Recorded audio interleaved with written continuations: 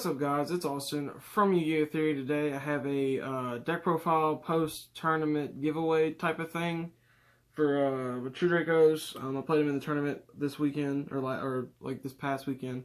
But before we get into that, I'll be having a giveaway. I'm giving away a Return of the Dragon Lord Secret Rare, a rare Destrudo, and a common double summon. I'm giving all three of these away to somebody. So all you have to do is just be subscribed to the channel and just comment below some way of letting me know that you are in the giveaway. Like just I'm in the giveaway is fine. That'd be good.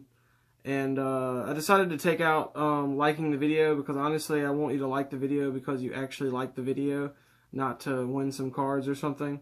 So yeah, that's just the giveaway. I'll probably be giving away, what's today? Sunday. Probably be giving it away Friday. So be looking out for that if you entered the giveaway. But just discussion about the True Dracos and the tournament and stuff. So my locals is actually pretty competitive. Like every time I go there, I play like Pendulum Magicians at least once, and I play like dinosaurs and every kinds of junk. Like it's crazy in my locals. And honestly, you wouldn't expect it to be that crazy because it is kind of a smaller locals, but everybody plays really competitive stuff. But yeah, so my first game I played Pendulum Magician.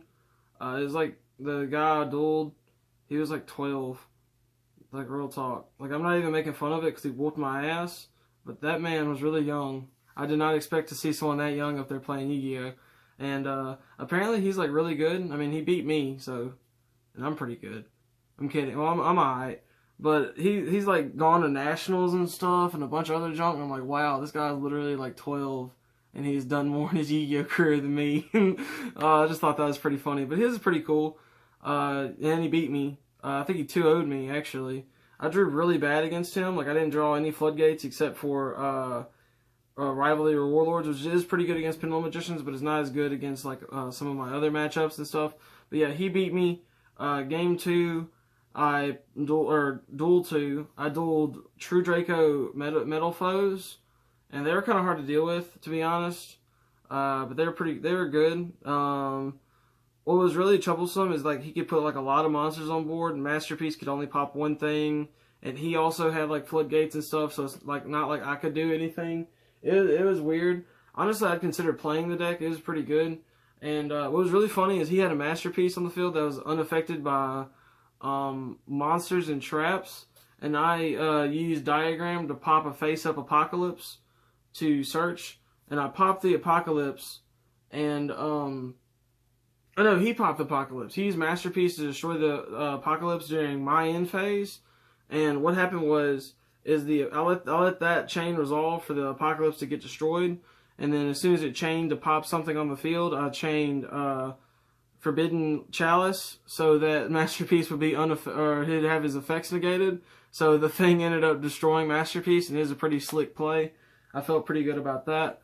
And overall, it was a pretty good duel. I think he won game 1, I won game 2, and he won game 3. I think he won the dice roll. But excuses, you know what I'm saying? I drew bad, I think, one game out of that, or like one of the games, I think. But honestly, it doesn't matter. That just means I should up my consistency, maybe. But, you know, you draw bad hands every once in a while. It's just how it is. Especially in True Draco, like, it's probably the least consistent of all the meta decks. Just because sometimes you draw all monsters and sometimes you draw all spells and traps, and you can't really do anything unless one of them's a diagram or a terraforming. But if it gets negated, then that's it. You just set a bunch of floodgates and pass, which sometimes can win you the game, but other times it just can't. Then my third game, I played Battling Boxers. I played my main man Mark. It was pretty cool. I beat him. I mean, Battling Boxers are actually pretty cool, but I did beat him. So let's just move on from that. And then game 4, I played World Chalice. And oh my goodness, Rivalry of the Warlords is so good against that deck because like everything they summon is different types. Like he'd summon Venus to summon out all the Shine Balls, and like Rivalry of the Warlords wouldn't do anything against that. But as soon as he summoned an Imduke, he'd have to get rid of either all the fairies or the Imduke. And he would choose to get rid of the Imdukes, like a special summon on a World Chalice out of his hand. But as soon as he summoned that World Chalice, I don't think it was fairy, so he had to send everything else to the graveyard, or that. And he had to do that like 4 times during his turn. And the only thing that he can make to out my Masterpiece is Borla, and I don't even think he had one. I mean, it's a fairly expensive card. Not a lot of people have it, I understand. But I don't think he even had one. But even if he could have made one, or even if he had one, he probably couldn't have made it because everything that you would have to summon to make Borla is different types, so they'd probably get sent to the graveyard. And overall, I had a really good time at the tournament. I ended up picking up another copy of the new hand trap, the Bella or Ghost Bella and Haunted Mansion. So now I have 2 of it. It's really good against a bunch of different things. Like, it's actually pretty good against True Draco. It's pretty good against like the Layer of Darkness deck. It's pretty good against Infernoids. It's pretty good against a bunch of like graveyard oriented decks like Light Swarms. That's what I was trying to think. I was about to say Luna Lights, but I guess it'd be good against them too. But it's just good against like a bunch of different decks. So let's just get into the deck profile. This is going to be like really quick because I already have a deck profile for these on my channel, and it's actually quite recent. But I have changed up a lot of my card choices, not for this like tournament in particular, just be like playing this deck for over like a month and a half. I've made a lot of changes with it, and I really like it. Right now, it's really really flows well, and I just really like it. But yeah, let's just go into the deck profile. So first off, I run 2 Masterpiece, your boss monster. You summon a Masterpiece and then activate like an Imperial Order or like a Rivalry of Warlords. I mean, you kind of almost just won. Unless they can get rid of the Masterpiece or get rid of the Rivalry of the Warlords, you kind of just won, depending on what you're playing. And then next, you run 3 Majesty's Maiden. Just being able to add monsters is really, really good because sometimes you find yourself with no monsters and all spells. Next, you run the 1 Ignis Heat. It's limited to 1, so you run 1. Being able to add spells is really helpful too, so you can be able to get more draws or summon more. You play 3 Amano Iwado just so you can play against hand traps and not lose. And that's it for monsters. I mean, very little monsters. It's True Dracos. You guys should be used to this. Next, you play 3 Diagram, pretty much staple. 3 Terraforming, so you can see the diagram. Again, staple. 3 Card Demise. 3 Draco Heritage. These are all just draw and power, and just you see one of these cards, you're in a good position. 3 True Draco Phoenix. A lot of times I find myself activating this just to get the draw one, just to search it off of Gigantic Diagram, just so I could get the draw one. And also I ended up shuffling a bunch of my Draco monsters back in my deck, like Masterpiece and stuff, so I could reuse them later. I run 3 Padu Alley because, I mean, you never special summon during your turn at least, hardly ever. I run 3 Forbidden Chalice. At first I was playing, or not 3, but 2. At first I was playing Ghost Ogre in my main deck over this, but then I found the Mono Iwado kind of messed that up sometimes, and then it was pretty good. And this does about the same thing, and you can just set it and it would do about the same thing. So at least effectively for me, because I basically just ran the Ghost Ogre just to stop Electromite. But Forbidden Chalice does about the same thing, and it's really good against Masterpiece too. So I decided just to run this over that. Won the Monarch Stormforth. I actually didn't see this the entire tournament, but I would not take it out just because it's like one of the best cards against a already established board. And if your opponent is trying to make their board and you went first and drew this, that is really good too, because you can. One time I attributed over a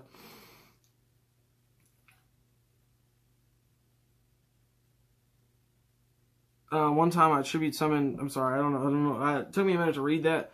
I tribute summoned a Vortex Dragon, because what you can do is you can activate this to where you can just use one of your opponent's monsters. It doesn't specify you don't target or nothing like that, and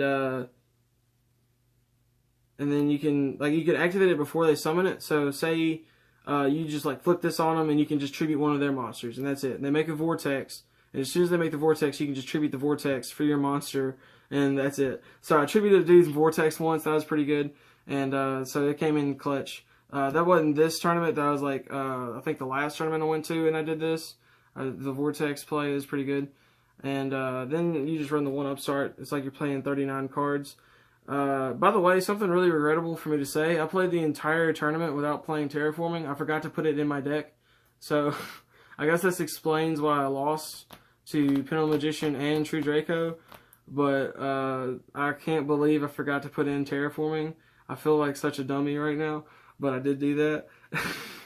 I played one Raigeki. Raigeki's really good in just about any deck. I did find myself siding it out some for Mistake. Also ended up siding out the Forbidden Chalice for Mistake a few times, but ultimately I settled on the Forbidden Chalice as like my main go-to card for like dealing with stuff. That's it with spells. Now for traps, you run the standard 3 Apocalypse. It's really good. Being able to half attack actually comes up a lot because you can just have this on the field and some other True Draco card, and then they try to swing into Masterpiece. Half their attack, their thing dies, Masterpiece is still on the board, and you're all good. Next, I run 2 Rivalry of the Warlords. I'd actually bump this up to 3 whenever I gotta figure out what to take out for it, but it is so good. What I'm thinking about doing is running like 2 of this and then maybe like 1 Erupt, but I'm not really sure because Erupt is a little harder to get off, and this is like so easy. You just activate it and it just does its thing. It's just really good against so many decks, except in the mirror match. In the mirror match, I usually side it out for like a Mistake or something like that, because Mistake is really good against it in the mirror match. Next, I run 1 True Draco's Return, or True King's Return. This card is super clutch. That's why it's a 1. You can pull off so many plays with this card. Just being, if you already have a Masterpiece and like a Maiden or something, like any True Draco card with a Masterpiece and a diagram, you can just search or pop 1 card in your hand, or preferably pop a True Draco monster or any monster really in your hand. Activate this to revive something from the graveyard, and then you tribute both of them for Masterpiece. That came up a few times. I saw this twice, and both times I ended up getting a Masterpiece on the board because of it. Next, you run 1 Skill Drain. I played this against Pendulum Magician, and it actually didn't do much because he basically just summoned out a bunch of Astrograph Sorcerers and some other things, and then didn't overlay into him, and then just swung into me for game. I just had a bunch of back row. I didn't really have any monsters on field because I think he outed my Masterpiece somehow. I think he Raigeki'd me. I can't really remember. And then for my last card, I play Imperial Order. I've been thinking about taking this out for Anti-Spell, but this is like so much more definite than Anti-Spell. But your opponent can still activate pendulums like as scales.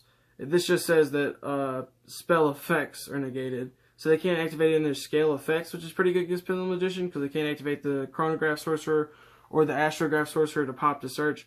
But it is just really good against in like that matchup particularly. But overall, I'd probably play this deck in the next locals I play in. I probably will, just because I really need more practice with it. And it is such a good deck. And honestly, I think I just need to pilot it better, and I think I'd do better overall. But I just really needed some practice. Like before this tournament, I did not know that you could tribute the traps face down, which is like really broken going second, because you can just set any trap and then tribute it. Or set any of the True Draco traps and then tribute them and then just pop a card. I thought that was really broken. And I didn't even know it until like halfway through the tournament. Honestly, I think this whole tournament trip was kind of a mess up just because I forgot to put my terraformings in. I didn't know you could tribute first down traps, and it kind of sucked. But overall, I just need to get better with the deck. And I think that's just all what it comes down to. It's just me personally as a duelist. And that's probably why I didn't go do like super good at the tournament. And I think that's really it.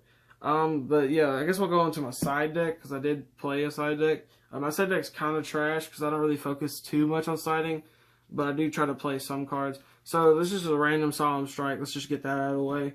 The 2 Mistakes, which actually I sided in a few times, is really good, honestly, against the mirror match, or sort of mirror match, because it was like Metal Foes True Draco, but like sort of a mirror match. It's pretty good. He couldn't search off Diagram, and he could draw off the Heritage, which was, kind of sucks, but it's whatever. I played 2 Ghost Ogre. My side came really good because I ended up siding this in one time against, like I said, I started out the tournament with this in my deck, and I used it on an Electromite that the Pendulum player was using, or summoned, which was pretty good. But he ended up making a pretty good board anyway, but it still helped out a lot, and it was stopping him from making like an unbreakable board. Next I run 2 of the Ghost Bella thing. Notice these aren't in card sleeves. I just kind of sleeve them up as I go. Like while in the tournament, I just kind of sleeve them up. I played the one random Monster Reborn. I put it in once. I didn't even see it, and then I just realized it kind of sucks in this deck because they're not really worth reborning unless you can get the effects to where they're attributed, which you don't. So I played 3DD Crow. I was anticipating a lot of graveyard heavy decks. I didn't play anything like that. So yeah, and I also played the different dimension ground against graveyard decks. This card is really good because you can just set it and activate it, and then they can't really do anything involving the graveyard because everything gets banished. One-turn Macrocosmoses are really powerful. One-sided, or actually it's just any monsters. So I guess Paleo wouldn't be that good, but a lot of graveyard decks it would be because most graveyard decks use monsters as like the center of their graveyard. But yeah, that's it with my side deck. Also, I got this card at the tournament and I put it in my side deck, but it's pretty good. I mean, I never sided it in, but I just thought it'd be cool just to have in my side deck. I'm probably gonna get 3 more and make like sort of like a stun deck involving him and like Inspector Border or something. It'd probably be a pretty good stun deck, maybe. I'm not really too sure. I have to look more into the card effects and stuff. But guys, that's like the end of the video. This is kind of a longer video than most of my videos and kind of more of like a discussion type video. I'm curious if you guys like these type of videos, if you'd rather just me like stick to deck profiles or like card openings and stuff. So yeah, just let me know. If you like the video, please like and subscribe. I really do appreciate it. Been getting a lot of subscribers lately. I mentioned it in like I think the last video, but I'll mention it again just because of how much I do appreciate it. And to those that entered, thank you. I appreciate it if you enter in the tournament, or not the tournament, but the giveaway. And I'll catch you guys next time. Peace.